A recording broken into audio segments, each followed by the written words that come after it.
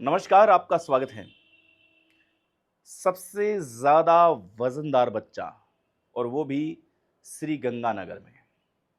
ये बात तब फैल गई थी ज़ोरों से जब ये कहावत चली थी कि अन्न के कटोरे में सबसे ज़्यादा वज़नी बच्चा।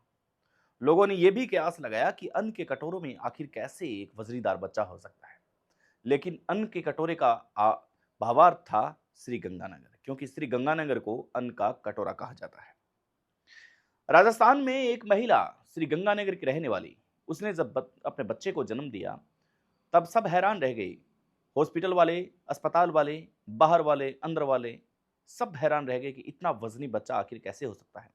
सबसे पहले हम आपको इस सच्ची घटना के बारे में बताएं, उससे पहले आपसे एक निवेदन है कि आपने अब तक कितने किलोग्राम का बच्चा पढ़ा या सुना है। अगर सुना है, पढ़ा है, तो हमें कमेंट पिन करके जरूर बताएं।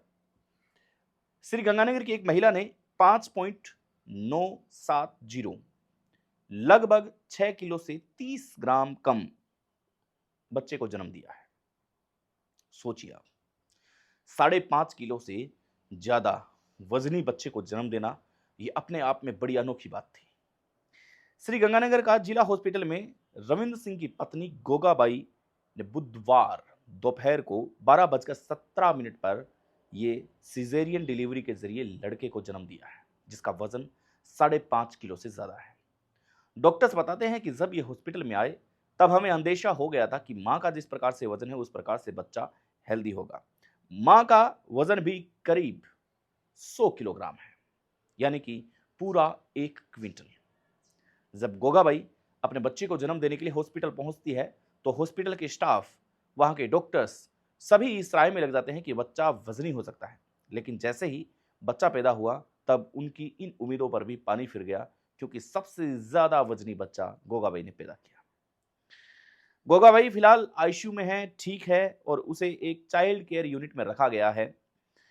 डॉक्टर ने क्या कहा? डॉक्टर अनामिका अग्रवाल ने बताती है कि नॉर्मली डिलीवरी में नवजात बच्चे का जो वजन है वो 2.5 किलो के बीच में होता है, करीब करीब 2.5 किलो समथिंग। हाईएस्ट होता है जो 2.5 किलो होता है, 2.5 किलो से अप्रोक्सीमेटली माना जाता है अगर ज्यादा होता है तो। गोगाबाई को देखकर लग रहा था कि ये बच्चा इतना वजनीदार होगा, लेकिन हमने 4 या 5 किलो तक का ही बच्चा अनुमान लगाया था, क्योंकि 1 क्विंटल की खुद माँ है, इसलिए हमने अनुमान ये लगाया था कि इतना वजनी बच्चा नहीं होगा। लेकिन जब बच्चा हुआ सिजेरियन के द्वारा तब हम सब हैरान रह गए कि भाई 5.970 यानी कि 5 केजी 970 ग्राम का ये बच्चा होना अपने आप में एक बहुत बड़ी बात थी।